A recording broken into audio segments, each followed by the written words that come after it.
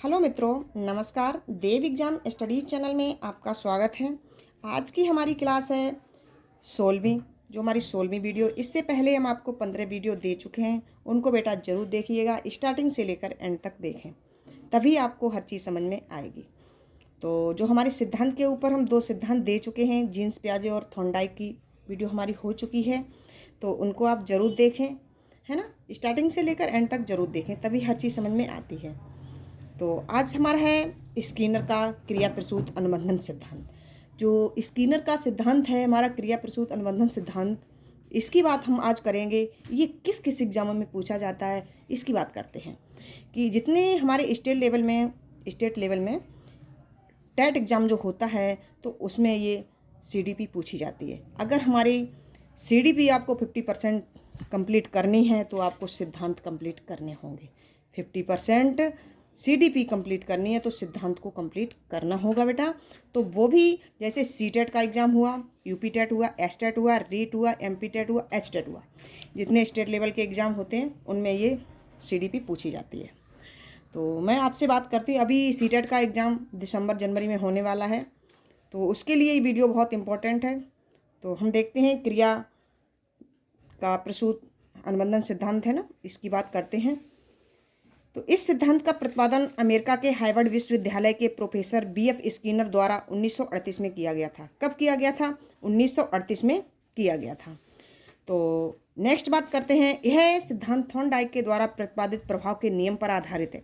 हम थॉर्नडाइक के जो नियम पढ़ा चुके हैं, थॉर्नडाइक का जो सिद्धांत है वो हम पढ़ा चुके हैं कि प्रभाव का नियम है, ये हमारा क्या है, ये हमारे जो मुख्य नियम थे 3, है ना।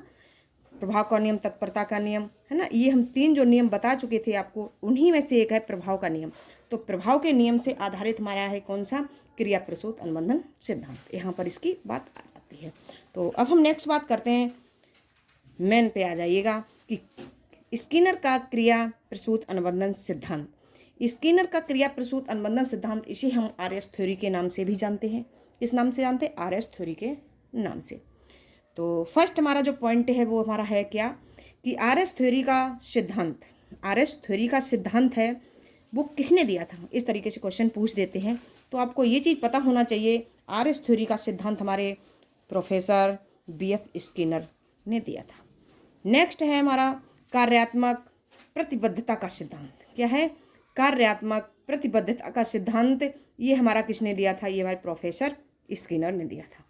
सक्रिय अनुबंधन का सिद्धांत, अविक्रमित अनुदेशन का सिद्धांत, नियमित अनुबंधन का सिद्धांत, ये भी वेरी वेरी इंपॉर्टेंट है, इसको लगा लीजिएगा। ये किसने दिया था? ये हमारा दिया था प्रोफेसर BF स्किनर ने। तो यहाँ तक हमने सिद्धांत की बात कर ली है। सिद्धांत आपको ये जरूर देखने होंगे, 2-3 बार पढ़ लीजिएगा, आपको याद हो जाएंगे, है ना। और देव एग्जाम स्टडी चैनल को जरूर सब्सक्राइब कर लें, और हमारी वीडियो है ये स्टार्टिंग से लेकर बेटा एंड तक जरूर देखना, तभी आपको हर चीज़ ये समझ में आएगी। अगर आपने ये वीडियो स्टार्टिंग से लेकर एंड तक नहीं देखी, तो आपको ये कुछ भी समझ में नहीं आएगा, है ना। और आपको क्या करना होगा कि अगर आपको कहीं भी सिद्धांत को देखने की ज़रूरत नहीं, कोई भी बुक मत पढ़िएगा ना, तो आप यूट्यूब पर कोई भी दूसरे चैनल पर मत जाइएगा, सिर्फ आप देव एग्जाम स्टडी चैनल पर जाइएगा। 100% आपका सिलेक्शन होगा। कोई भी आपके टेट लेवल के एग्ज़ाम होते हैं, CTET होता है, वो आपको 100% आपको सफलता दिलाएगा, क्योंकि ये नोट्स के माध्यम से जो क्लास दी जा रही है आपके लिए, ये बहुत वेरी वेरी इंपॉर्टेंट चीज़ है। हर चीज़ मतलब पॉइंट बाई पॉइंट मिलेंगे, इसमें फालतू की चीज़ें कुछ भी नहीं मिलेंगी। इसलिए आप इसको जरूर देखें, देव एग्जाम स्टडी चैनल को। ये आपसे मैं बार बार कहती हूँ, ये आपको सफलता दिलाएगा। मम्मी पापा का जो आपका सपना है बच्चों के प्रति, वो आपका पूरा होगा, ठीक है ना। इस चीज़ को आप बेटा ध्यान रखना है। तो अब हम नेक्स्ट बात करते हैं किस पे? स्किनर, है ना। स्किनर जो हमारे प्रोफेसर BF स्किनर हुए हैं, इन्होंने किस पर प्रयोग किया था? जो हमारा प्रयोग हुआ, इस स्किनर का अपना प्रयोग है चूहे और कबूतर पर किया था। किस पर किया था? चूहे और कबूतर पर किया था, ठीक है। ये चीज़ ध्यान रखेंगे, चूहे और कबूतर। कबूतर कैसा था? वो भी सफ़ेद था। क्रिया प्रसूत अनुबंधन का सिद्धांत, इसे R टाइप थ्योरी कहा जाता है। क्रिया प्रसूत जो अनुबंधन का सिद्धांत है, इसे हम R टाइप की थ्योरी भी कहते हैं और RS थ्योरी भी कहते हैं। 2 यहाँ पॉइंट ध्यान रखना, ये दोनों, ठीक है ना। तो चूहा हमारा है, ये कौन है? ये हमारा अनुक्रिया करता है। चूहा हमारा कौन है? ये अनुक्रिया करता है। और भोजन हमारा क्या है? ये पुनर्वलन है, इसको बोलते R। पुनर्वलन है ना, ये कौन है? हमारा भोजन है। और चूहा क्या है, अनुक्रिया करता है हमारा चूहा ही। अब पुनर्बलन कैसा होता है, ये पुनर्बलन हमेशा जो होता है वो सकारात्मक होता है और नकारात्मक होता है, पॉजिटिव और नेगेटिव, ठीक है ना, दोनों होते हैं, एक सकारात्मक एक नकारात्मक। प्राणी को यदि सकारात्मक पुनर्बलन दिया जाता है तो प्राणी क्रिया को दोहराता है। अगर उसे सकारात्मक क्या दिया जाए, पुनर्बलन दिया जाए, बेटा आपने बहुत अच्छा काम किया है, बेटा आप बहुत अच्छे हो, इस तरीके से आपने पुनर्बलन दिया ना किसी को, तो प्राणी क्रिया को दोहराता है, उसको करता है।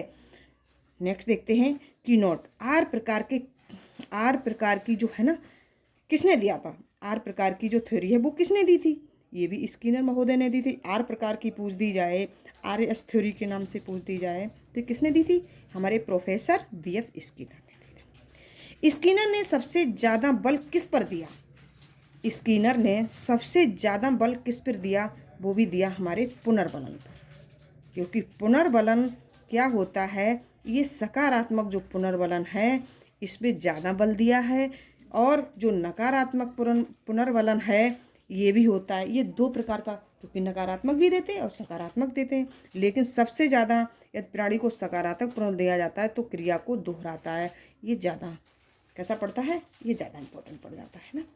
तो यहाँ चीज़ें ये समझ में आ रही होंगी। जैसे पूछ लिया जाए कभी भी एग्जाम में कि पुनर्बलन का सिद्धांत किसने दिया था, यहाँ पर पुनर्बलन की जो बात आई है तो ये समझ लें, लिख लें, एक पॉइंट बना के यहाँ पर लिख लीजिएगा कि पुनर्बलन का सिद्धांत किसने दिया था, वो हमारे थे क्लार्क हल ने दिया था। क्लार्क हल ने दिया था, कौन सा दिया था, पुनर्बलन का सिद्धांत।